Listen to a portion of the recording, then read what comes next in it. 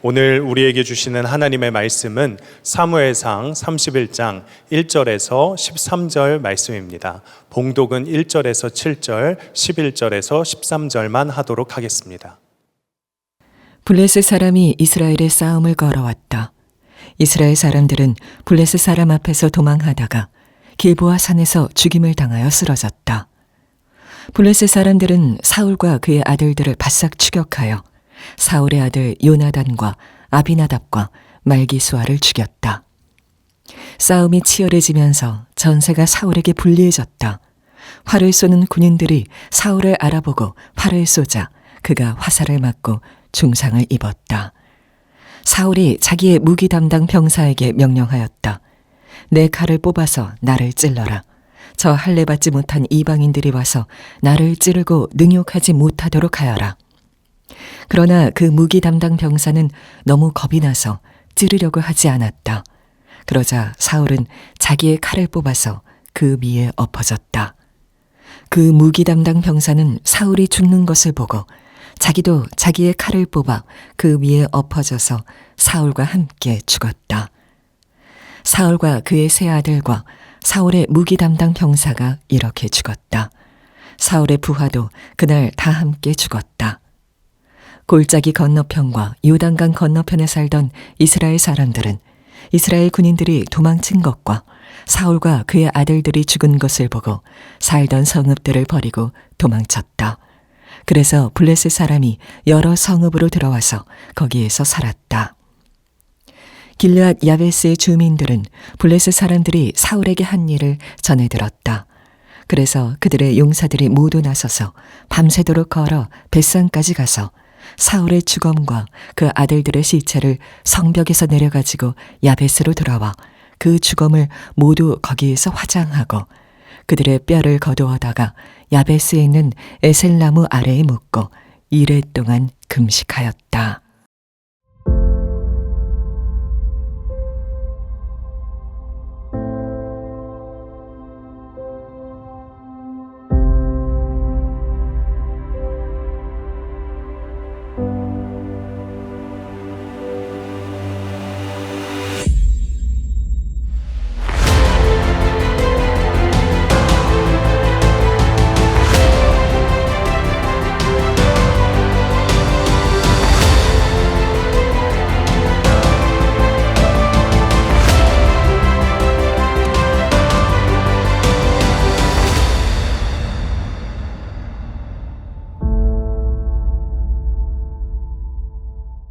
제가 유치부 설교를 한 적이 있는데요. 그때 아이들에게 그런 이야기를 했어요. 얘들아, 2024년도 한 해를 돌아보면 어떤 생각이 들어? 물어봤더니 다양한 답변이 나왔어요. 행복했어요. 즐거웠어요. 그런 답변을 생각하고 오가는 중에 어떤 아이가 손을 번쩍 들더니 후회돼요! 이러는 거예요. 6살 아이인데 후회가 된다. 그래서 제가 어떤 게 후회가 돼? 물어봤더니 계획대로 살지 않아서 후회가 돼요. 그러는 거예요. 두 번째 당하겠습니다. 6살 아이가 계획대로 살지 않아서 후회가 된다. 그래서 제가 그렇게 후회가 됐니? 하고 그 마음을 위로하고 이제 주님께 기도하면서 맡기자 하고 마무리했던 기억이 납니다. 여러분들 이 아이의 답변을 들으면 우리가 웃음이 났죠. 여러분들은 어떠신가요? 2024년도 한 해를 돌아보면 여러분들의 마음은 어떠신가요? 어떤 분들은 행복했다, 즐거웠다, 다양한 답변이 나오겠지만 또 어떤 분들은 이 아이처럼 후회가 된다라는 생각이 들 수도 있어요. 그때 그 말 하지 말걸. 그때 그런 선택을 하지 않았다면 지금의 결과가 아닐 텐데 생각이 들 수도 있습니다. 그런데 여러분, 우리에게는 후회가 아닌 회개의 기회가 있음을 믿습니다. 지금 우리는 기회가 있을 때입니다. 오늘 본문에도 하나님이 주신 기회를 누린 사람이 있었는데 바로 사울 왕입니다.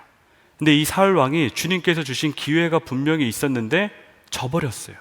그 기회를 거절한 것입니다. 사무엘상 31장의 내용을 자세히 보면 이스라엘과 블레셋과의 전쟁의 이야기입니다. 근데 이때 이스라엘이 완전히 패하게 돼요. 그 전까지 패하게 됐던 거와 상관없을 엄청난 패배를 지금 맛보게 됩니다.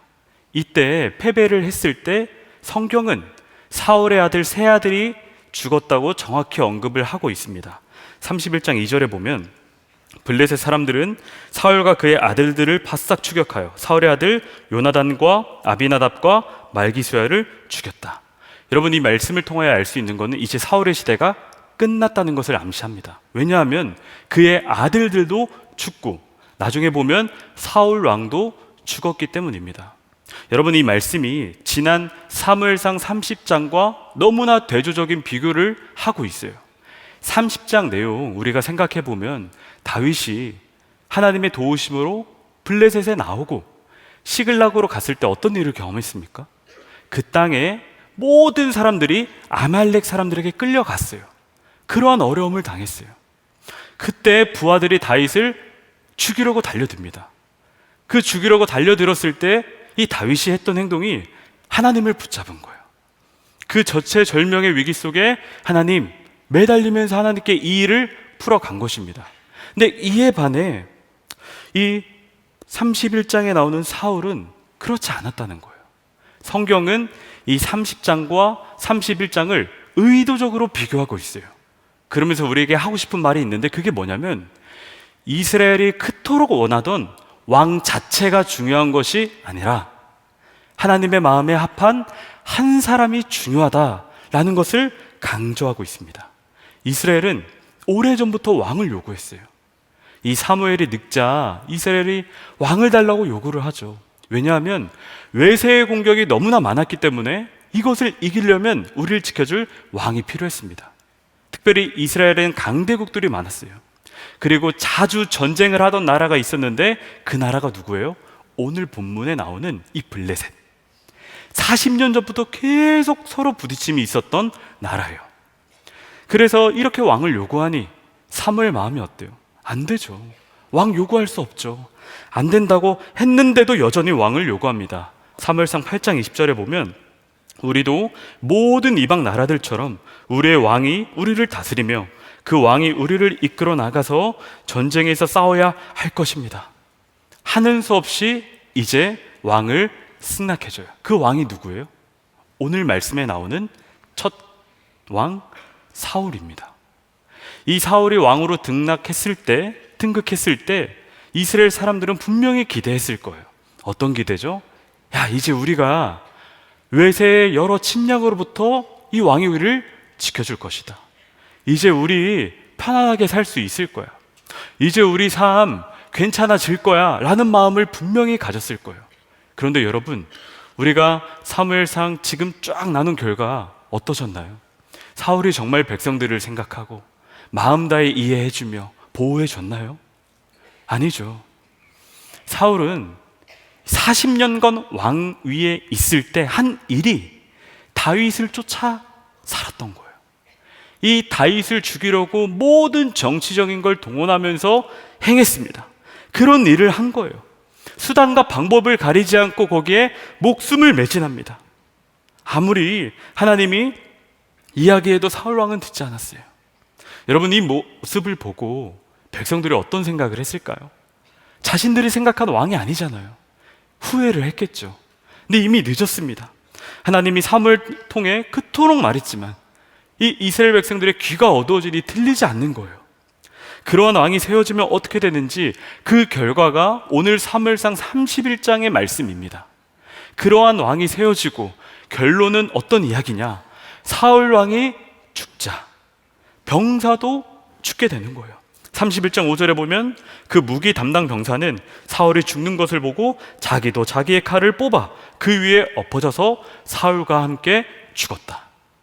사울 왕이 자결하자 부하도 자결하고 또 그 함께 있던 이스라엘 모든 백성들은 도망을 가버립니다. 그토록 블레셋으로부터 지켰던 성읍들을 다 버리고 도망을 가게 되는 이야기이에요. 여러분, 이 사건을 보면서 우리가 분명히 아셔야 할 한 가지가 있는데요. 그건 바로 왕 자체가 중요한 게 아니라는 것입니다. 이스라엘 백성들이 이 왕이 정말 중요해 보였지만 왕이 아니라 어떤 사람이 중요하죠? 하나님 마음에 합한 한 사람이 중요한 거예요. 하나님 마음에 합한 이 한 사람이 중요하다는 것입니다. 그래서 사무엘상 30장에 이 다윗은 하나님 마음에 합한 사람이니 감동을 따라 행하게 되었고 사울은 악신에 사로잡힌 사람이니 이렇게 죽게 되는 결론을 맞이하게 됩니다. 여러분, 우리의 삶도 마찬가지예요. 우리의 삶도 하나님 마음에 합한 삶이 중요합니다. 우리 눈으로 보기에는 모든 사람들이 좋아 보이는 게 좋아 보여요. 때로는 그걸 부러워하고 동경도 할 수 있습니다. 그러나 여러분, 그때 생각하셔야 됩니다. 이게 정말 하나님이 기뻐하는 일일까? 이게 정말 하나님이 원하시는 일일까? 질문을 하며 선택을 할 때 하나님의 마음에 합한 삶을 살 줄 믿습니다. 오늘 예배드리는 모든 분들의 마음 가운데 이 은혜가 있기를 축복합니다. 어떤 분들은 오늘 본문을 보면서 왜 하나님이 사울을 이 지경까지 되도록 방치하셨을까 생각하실 수 있어요. 하나님은 사랑하는 사람에게 징계를 하시잖아요. 때로는 채찍질도 하십니다. 그러면 깨닫게 해주셔야 될 텐데 라는 생각을 할 수 있는데, 여러분, 하나님은 이 사울이 돌아올 수 있도록 많은 경고를 하셨어요. 사울이 처음부터 이렇게 되기까지 하나님은 몇 번이나 깨닫게 하셨는데 이 사울이 듣지 않았던 거예요. 우리가 잘 아는 사무엘상 13장에 보면 어떤 이야기가 있죠?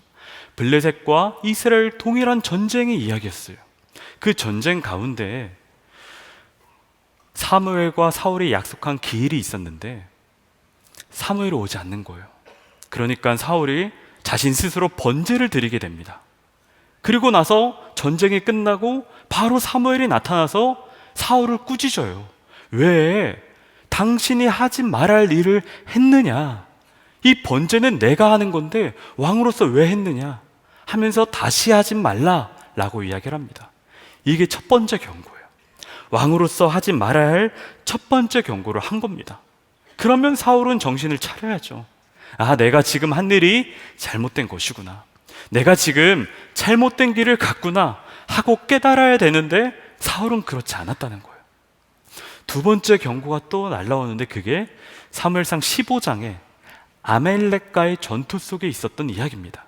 하나님이 깨닫게 하는 거죠. 사무엘을 통해 절대 거기에 남아있는 모든 것들을 살려두지 말고 죽여라 라는 이야기를 해요. 깨닫게 하는 거죠. 죽여라. 그런 이야기를 하면 아, 내가 지난번에 하나님 말씀 거절했으니 이제는 들어야겠구나 생각해야 하잖아요. 그런데 이번에도 거절합니다. 좋은 것들은 남겨두고. 근데 그때 사무엘이 또 와서 꾸짖어요. 왜 하나님의 말씀을 듣지 않을까요? 순종이 제사보다 낫고 듣는 것이 수량의 기름보다 나은데 왜 하나님의 말씀을 듣지 않으신가요? 하고 이야기를 해요. 자, 이렇게 두 번째까지 경고를 들었으면 이제 사울이 하나님, 저 정신 차릴게요 해야 하잖아요. 저 이제 순종해야 할게요 해야 하잖아요. 순종도 하지 않는 거예요. 여러 번 경고를 들어도 이것이 하나님의 징계이다라고 생각하기보다는 여전히 요동하지 않고 자기가 원하는 삶을 사는 거예요. 하나님의 말씀이 선포가 되고 하나님의 음성이 들려도 마음에 변함이 없는 거예요. 왜냐면요, 마음이 굳어질 대로 굳어져서 요동하지 않는 겁니다. 전에는 그래도 어느 정도 반응을 했을 텐데 마음이 굳어질 대로 굳어지니 더 이상 하나님의 말씀이 들리지 않는 것입니다. 에베소서 4장 18절에 보면 그들의 총명이 어두워지고 그들 마음 가운데 있는 무지함과 그들의 마음이 굳어짐으로 말미암아 하나님의 생명에 떠나 있도다. 그래서 사울은 결국 죽게 됩니다. 마음이 굳어진 것으로 인해 사울의 마음이 무너지고 결국엔 죽음을 맞이하게 되는 것이 오늘의 말씀입니다. 역대상은 이 사울의 죽음에 대해 이렇게 표현을 합니다. 10장 13절 14절 보면 그는 주님의 말씀을 지키지 않았고 오히려 점쟁이와 상의하며 점쟁이의 지도를 받았다. 그는 주님께 지도를 받으려 하지 않았다. 이게 그의 결론이에요. 말씀을 듣지도 않고 점쟁이를 따라가고 지도를 받지도 않았다는 이 결과가 비참한 죽음입니다. 2024년도 12월 마지막 주 예배를 드리는 온 성도들 마음 가운데 정말 주님의 음성이 들리시기를 축복합니다. 여러분들 마음속에 가지 말아야 할 길을 가고 있는 분들이 계시다면, 하지 말아야 할 일을 하고 있는 분들이 계시다면 오늘의 말씀이 분명히 돌이킴의 은혜가 있기를 소망합니다. 사울은 그게 안 됐던 거예요. 하나님이 말씀해도, 깨닫게 해도, 징계를 해도 여전히 마음이 굳어지니 반응을 하지는 모습이 나타난 거예요. 여러분, 제라들 윌슨 목사님 쓰신 복음의 눈을 뜨라라는 책이 있어요. 근데 그 책에 이 목사님의 단짝 친구요, 학교 교사였던 에릭이라는 사람이 나와요. 근데 이 에릭이 학교에서 좋은 교사로 소문이 났는데 어느 날 한 여학생이 이 교사를 성추행범으로 고소를 한 거예요. 그때 주변에 있던 사람들이 에릭은 절대 그럴 사람이 아니다, 이 여학생이 분명히 이 에릭을 누명씌워서 어떤 일을 하려고 하나 보다 하면서 주변인들이 에릭을 위해 정말 간절히 기도했습니다. 그런데 나중에 이 에릭이 자백을 하는 거예요. 본인이 성추행을 하려고 했고 사실 여지껏 저는 죄에 살았습니다. 이 말을 들으니 온 사람들이 충격을 받았죠. 알고 보니 이 에릭은 어린 시절에 화목한 가정과 좋은 교회에서 신앙생활을 하며 살았어요. 그런데 이 사람의 고질적인 문제가 있었는데 그게 뭐냐면 거짓말입니다. 거짓말. 이 거짓말이 뭐가 문제냐 할 수 있는데 이 거짓말로 인해 아버지도 속이고 어머니도 속이고 심지어 교회 다니는 선생님들 또 목사님까지 속이니 나중에는 자신까지 속이게 되는 일을 이 에릭이 어린 시절 경험을 한 거예요. 그렇게 살아가니 자신은 결국엔 중독이라는 죄에 빠졌대요. 음란물에 빠지는 중독. 근데 그 누구도 그가 음란물에 빠진 것을 몰랐던 거예요. 왜냐하면 겉모습은 너무나 착실했기 때문이죠. 누가 봐도 괜찮은 사람, 누가 봐도 저분은 너무 신실해 할 정도로 들었어요. 근데 그 음란물에 7년간 빠지고 나중에는 안 좋은 관계까지 가고 자신의 학생인 여학생을 성추행까지 하게 되는 일을 저질렀어요. 여러분이 에릭이라는 사람이 화목한 가정과 좋은 교회에서 신앙생활 했지만 그의 가장 큰 문제는 이 거짓말이었어요. 작은 거짓말로 시작한 이것이 나중에는 커지니 고질적인 문제가 되고 질병의 중독까지 빠지게 되는 일까지 경험한 거예요. 여러분, 이때 하나님이 깨닫게 하시지 않았겠어요? 하나님이 돌아오라는 말씀을 하시지 않았겠어요? 했대요. 이 에릭이 말을 합니다. 하나님이 깨닫게 해주셨대요. 그래서 본인은 후회하는 기도를 많이 하며 몇 방울의 눈물을 흘리며 다시 예전의 죄를 짓는 자신의 모습으로 갔다고 이야기를 합니다. 여러분, 이 내용을 보면 참 사울과 비슷하죠. 사울도 마찬가지였어요. 하나님이 돌아오라는 기회를 주셨어요. 하나님이 깨달으라는 기회를 주셨어요. 그런데 그 마음이 어때요? 죄가 좋으니, 죄가 주는 유익이 너무 만족하니 죄에 빠져 산 거예요. 마음이 굳어질 대로 굳어져서 아무리 말씀하시는 하나님의 음성이 선포가 돼도 반응을 하지 않는 거예요. 저거 그렇지. 그리고 어때요? 나중에는 눈물 몇 방울과 그저 후회하는 기도하면 되지 생각할 수 있다는 거예요. 여러분, 주님께서 외치시는 말씀을 통해 오늘 돌이키는 은혜가 있기를 소망합니다. 특별히 2024년도 지금 예배를 드리는 마음에 혹여나 여전히 죄를 좋아하고 은밀하게 즐겨하는 그 죄의 습성이 남아있다면 오늘 예배를 완전히 청산되는 역사의 은혜가 있기를 축복합니다. 네, 여러분, 오늘 말씀을 자세히 보면요, 하나님이 이 사울에게 한 번 더 마지막 기회를 주셔요. 이건 진짜 마지막 기회였어요. 어쩌면 이거 아니면 끝이었거든요. 3절 말씀을 다 같이 보겠습니다. 싸움이 치열해지면서 전세가 사울에게 불리해졌다. 활을 쏘는 군인들이 사울을 알아보고 활을 쏘자 그가 화살을 맞고 중상을 입었다. 화살을 맞고 중상을 입었다. 여러분, 중상을 입었다는 말은요, 아직 죽지 않았다는 거예요. 아직 생명이 붙어 있었다는 뜻입니다. 그리고 전세가 기울어졌다고 해요. 이스라엘이 완전히 패망한 게 아니에요. 아직 살아갈 가치가 있었어요. 여기서 중상을 입었다는 뜻의 원어를 보면 해산의 고통을 경험할 정도로 아프다는 의미예요.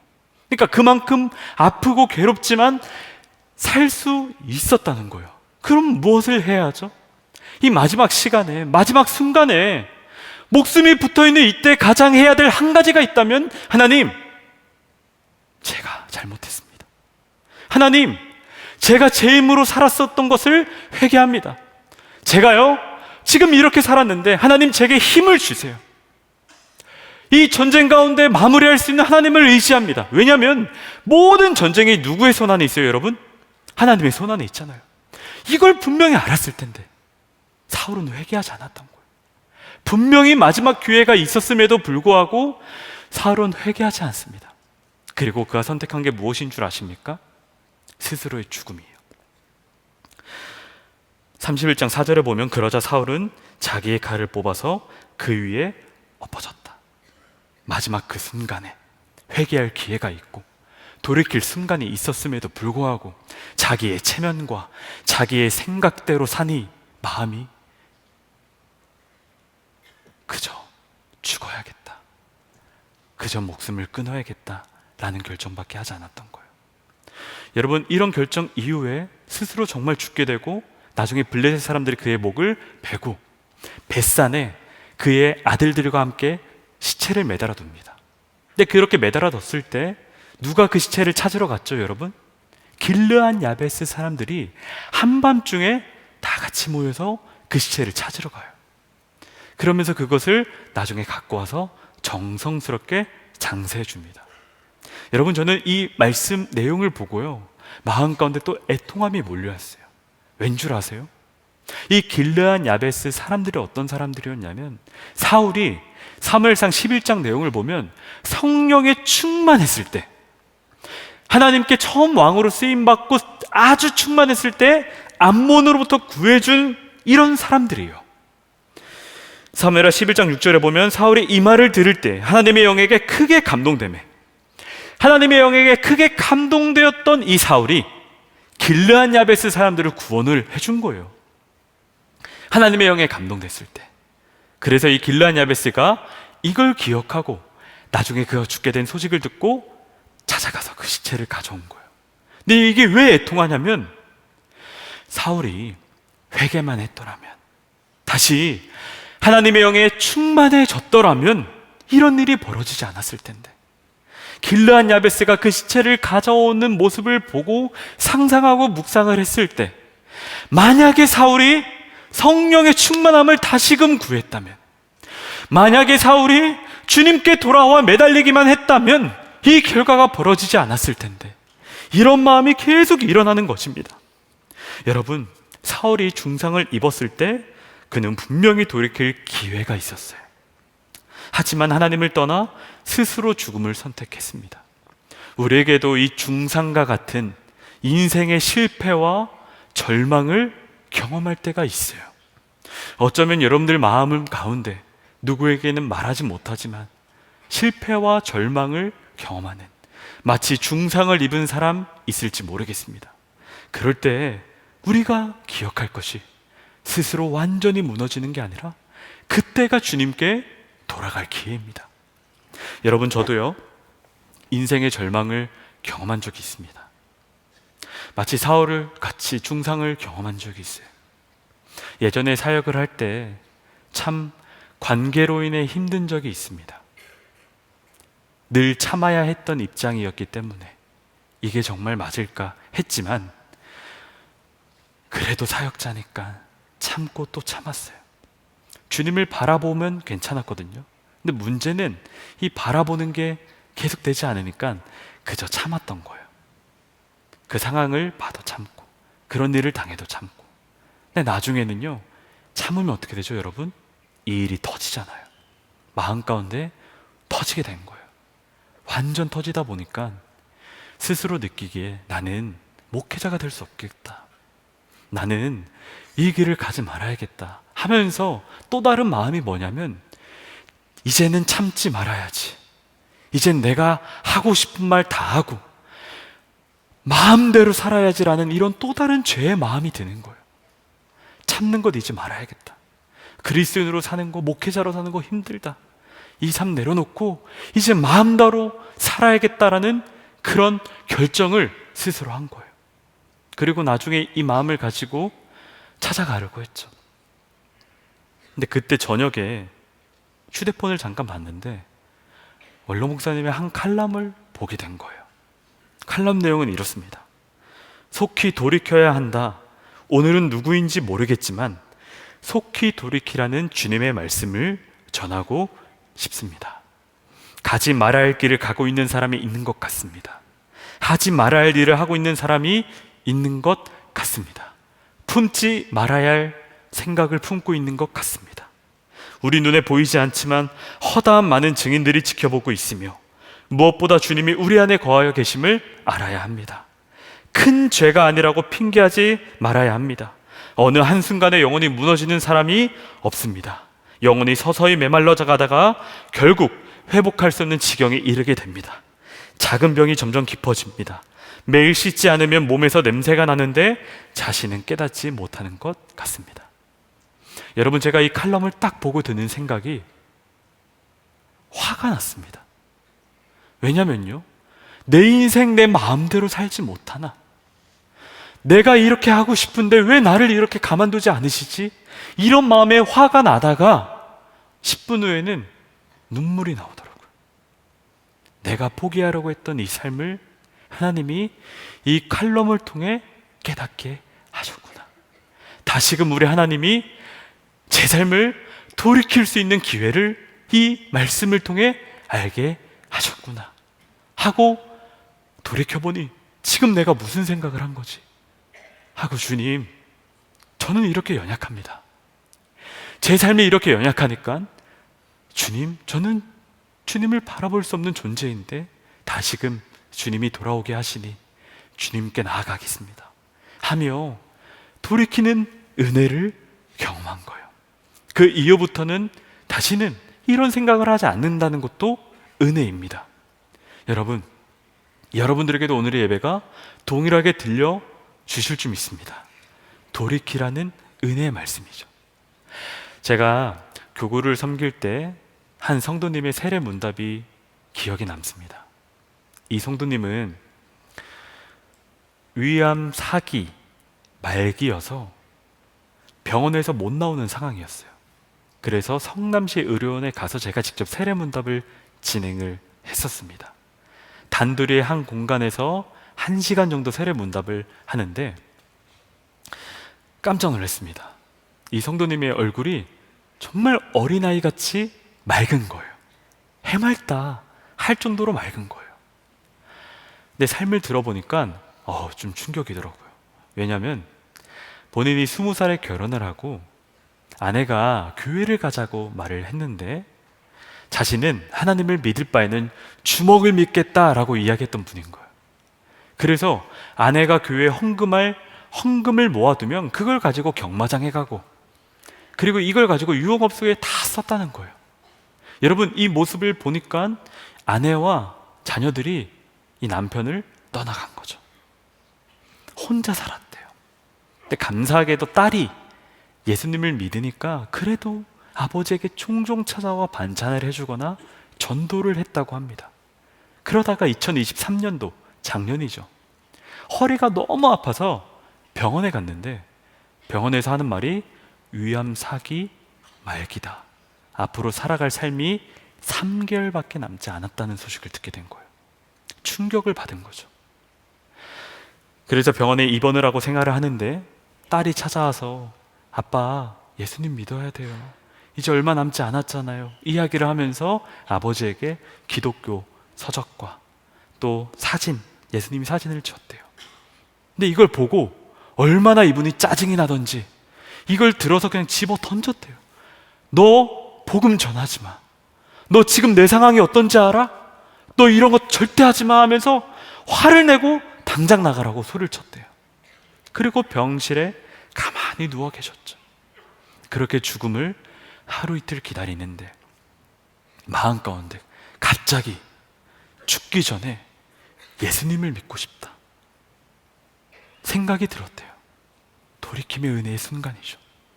그래서 그냥 자기를 관리하는 그 한 사람에게 찾아가서 저 교회 가고 싶어요 했는데 그 교회 관리하는 사람이 저희 교회 성도님이었던 거예요. 그래서 그분을 교회에 데려오는 것도 하고 몸이 안 좋으니까 거기서 10주간의 양육을 다 마치게 한 거예요. 그리고 나서 저를 만난 거죠. 그분이 그런 이야기를 하더라고요. 목사님, 제가 밖에서 일을 많이 했거든요. 밖에서 일을 많이 할 때 해가 맑으면 맑다고 욕을 얼마나 했는지 몰라요. 해가 어두워서, 날이 어두워서 깜깜하면 왜 아침부터 깜깜하나 하면서 욕을 계속했대요. 주변 사람들이 욕 좀 그만하라고 할 정도로 자기가 욕을 많이 했다는 거예요. 그런데 예수님을 믿으니까 너무 행복하다고, 이 행복이 지금 느껴져서 너무 좋다고 이야기를 하는 거예요. 그래서 제가 성도님, 주님이 함께 하신다고 이야기를 하면서 마음껏 세례문답을 즐겁게 나눈 이후에 이제 돌아서려고 하던 찰나 성도님이 제게 그런 이야기를 하는 거예요. 근데요 목사님, 저요 만약에 암에서 회복이 돼서 다시 정상으로 돌아가면 사실 좀 무섭긴 해요. 왜냐하면 예전처럼 돌아갈까 봐요. 지금은 몸이 아파서 그런데 나중에 혹 회복이 되면 예전처럼 돌아갈까 봐 무서워요. 그럴 때 제가 성도님의 손을 잡고 아니요, 성령님이 이미 성도님 마음속에 계셔요. 이제 성도님이 깨닫게 해주실 거예요. 성령님이 깨닫게 해주실 거예요 하고 기도를 하고 마무리했습니다. 그리고 이 성도님이 정말 기적적으로 회복이 돼서 저희 교회와 간증도 하시고 저와 함께 식사까지도 하셨어요. 그런데 얼마 지나지 않아 몸이 급격하게 안 좋아지신 거예요. 다시 병원에 입원을 하셨죠. 그때 병문안을 여러 번 갔습니다. 처음 갈 때는 움직이기도 했는데 두 번째 갈 때는 누워서 말씀을 하시고 세 번째 갈 때는 병원에서도 일주일 남았다, 눈만 깜빡이실 정도였어요. 성도님에게 계속 기도를 해드리고 정말 마지막에 제가 나오기 전에 병원에서도 이제 하루 이틀이다 할 때 제가 성도님 손을 꼭 잡고 그랬어요. 성도님, 진짜 마지막인데요, 예수님 믿은 거 너무 잘하셨어요. 우리 하나님 나라에서 만나요. 근데 그때 그 성도님이 환하게 웃으시는 거예요. 그리고 저는 그분의 장례를 집례를 하면서 입관식 때 유족들이 다 우는데 마지막에 그런 이야기를 하는 거예요. 유족들이 아빠, 여보, 당신이 예수님 믿어서 너무 좋아. 마지막 그 순간에 당신이 예수님께 돌이켜서 얼마나 기쁜지 몰라. 그런 이야기를 하더라고요. 저는 여전히 그 성도님을 생각하면 환하게 웃고 있는 그 모습이 생각이 납니다. 마지막 시간이었지만, 마지막 순간이었지만 그분은 사울과 같이 중상을 입었고 인생의 실패와 절망 같은 위암사기 말기였을 때 주님을 만나고 돌이키는 은혜를 경험했습니다. 이런 은혜를 맛본 거예요.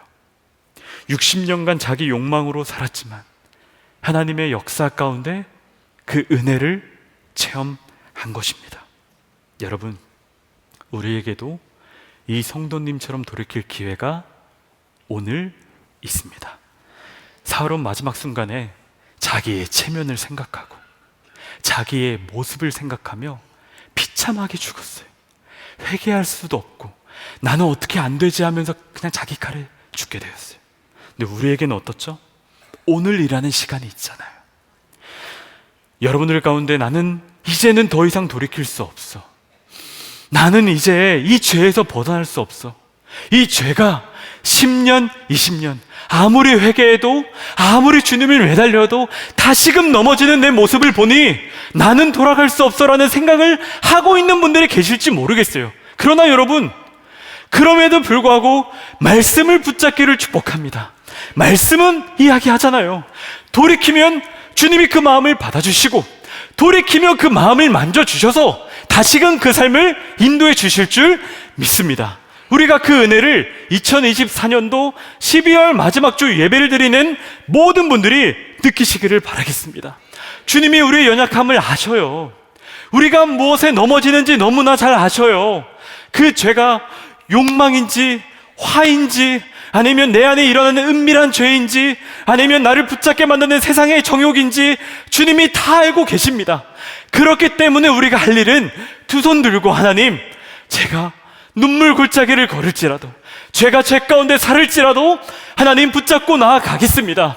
하나님이 돌이키는 은혜를 내게 허락하시니 제가 이 은혜를 경험하며 주님 앞에 나아가겠습니다 라는 고백이 있기를 축복합니다. 2024년도 마지막 주일 예배를 드리는 여러분들 마음 가운데 돌이키는 성령의 역사의 음성이 들리고 순종하는 발걸음이 되시기를 바라겠습니다. 이 시간 함께 우리 기도하기를 원합니다. 우리 이 시간 기도할 때 사울은 마지막 돌이킬 수 있는 기회를 저버렸어요. 자신의 체면과 자신의 삶을 생각하니 도무지 할 수 없었다 생각하면서 그냥 죽음을 선택했습니다. 그러나 우리는 어떻죠? 오늘이라는 시간이 있습니다. 주님께서 허락하신 오늘이라는 시간 가운데 우리는 회개할 수 있는 기회가 있어요. 우리의 삶을 이끄시는 주님의 손길을 붙잡기를 바랍니다. 오늘 들려지는 말씀을 100% 붙잡아서 우리의 상황을 바라보지 말고 말씀을 붙잡으며 하나님, 제가 주님께 나아가겠습니다. 하나님, 제가 주님을 의지하겠습니다. 이 고백이 이 시간 있기를 간절히 원하겠습니다. 우리 이 시간에 주님 한번 부르며 기도합니다. 주여, 살아계신 하나님, 우리의 삶을 인도하시는 주님의 손길을 붙잡습니다. 우리의 길을 인도하시고 우리에게 말씀하며 우리의 삶을 만져주시는 주님을 바라봅니다. 하나님, 우리가 얼마나 연약한지 모릅니다. 우리가 죄 가운데 거하며 우리가 사랑같이 중상을 입으며 넘어지는 일을 경험하고 있습니다. 삶의 좌절과 인생의 실패를 경험하는 삶을 하나님 경험합니다. 그러나 주님, 그런 가운데서도 우리에게 비참함을 허락하지 않고 우리에게 돌이키는 은혜를 주신 주님을 나아갑니다. 아버지 하나님, 그 은혜를 나아가오니 우리의 마음을 만져주시고 우리에게 감동을 주셔서 회개할 마음을 주시옵소서. 우리가 주님의 길을 걸어갈 수 있게 다시금 인도하여 주시고 우리의 삶을 만져주시고 우리의 길을 만져주신 주님께 나아가는 삶이 되게 아버지 하나님 인도하여 주시옵소서. 그 삶을 살아가는 우리가 되기를 원합니다. 우리가 그렇게 삶을 살 수 있게 아버지 하나님, 살아계신 하나님, 오늘 주일 3부 예배를 드리며 주님의 말씀을 들을 수 있게 하신 은혜에 감사합니다. 하나님, 우리가 귀로 듣고 끝나지 않기를 원합니다. 주님의 말씀을 마음 가운데 두고 하나님 안에 결단 있는 삶을 살아갈 수 있게 하여 주시옵소서. 사울이 자신의 삶을 비참하게 포기하며 죽음을 맞이했지만 우리에게는 주님의 돌이키는 음성과 은혜가 들릴 줄 믿습니다. 그것을 붙잡고 나아가오니 아버지 하나님, 주님께 돌아가는 은혜를 허락하여 주시옵소서. 피투성이라도 주님의 말씀을 붙잡고 나아가는 귀한 성도들 될 수 있게 인도하여 주시옵소서. 이 시간 주님께 드린 11조 감사헌금, 성교헌금 모든 예물이 있습니다. 하나님, 이 예물을 받아주시고 이 예물을 통하여 하나님의 나라가 확장되는 것을 우리가 경험할 수 있게 하여 주시옵소서. 예수님의 이름으로 기도합니다. 아멘. 이 시간 깊어진 삶을 주께 우리 모두 일어나셔서 찬양하도록 하겠습니다.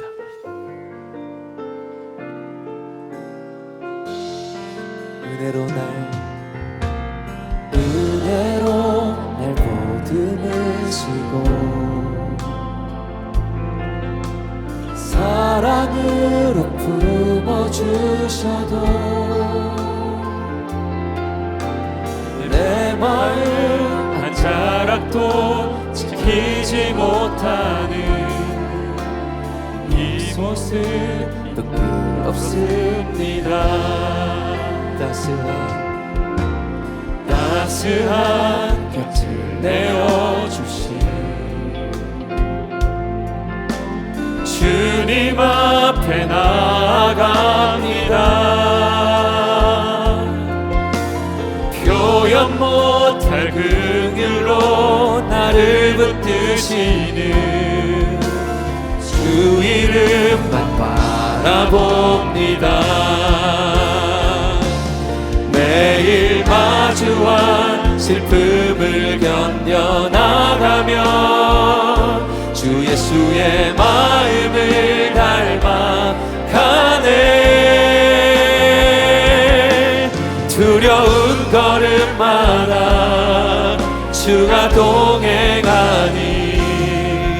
주 의지하며 오늘을 걷네. 주의 신실한 소망을 깊이 담으며 주 예수의 풍요를 채워가네. 하나님의 자녀로 명예 지켜가며 깊어진 우리 두 손을 높이 들어서 찬양합시다. 매일 마주한 슬픔을 매일 마주한 슬픔을 견뎌나가며 주 예수의 마음을 닮아가네. 두려운 걸음마다 주가 동행하니 주 의지하며 오늘을 걷네. 주의 신실한 소망을 깊이 담으며 주 예수의 풍요를 채워가네. 하나님의 자녀로 명예 지켜가며 우리 한 번 더 고백합니다. 깊어진 삶을 주께 매일 마주한 드리네. 슬픔을 견뎌나가며 매일 마주한 슬픔을 견뎌나가며 주 예수의 마음을 닮아가네. 두려운 걸음마다 주가 동행하니 주 의지하며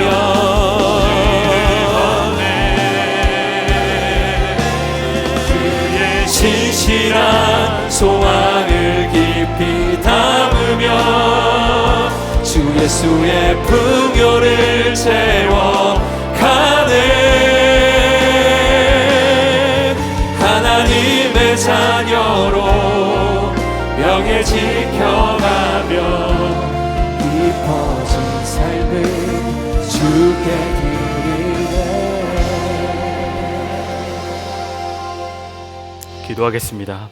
이제는 우리 구주 예수 그리스도의 은혜와 하나님의 그 깊으신 사랑하심과 우리에게 늘 말씀하여 주시는 성령의 감화감동 교통하심이 주님께 완전히 돌이켜 주님과 함께 살기로 결단한 사랑하는 모든 성도들, 그 가정, 그 모든 직장 가운데 이제로부터 영원토록 함께 하시기를 간절히 축원하옵나이다. 아멘.